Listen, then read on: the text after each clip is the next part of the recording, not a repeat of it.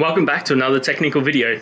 Today I'll be going through your question, answering it, and hopefully you find that solution that you need.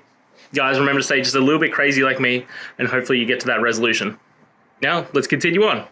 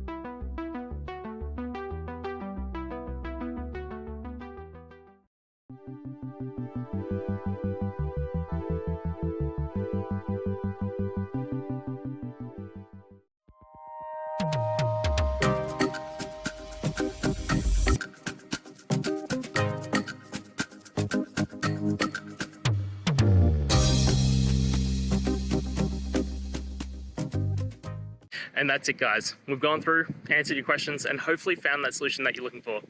If we did, please hit subscribe. I'd really appreciate it. And until the next time you need technical help, I hope you have a good one.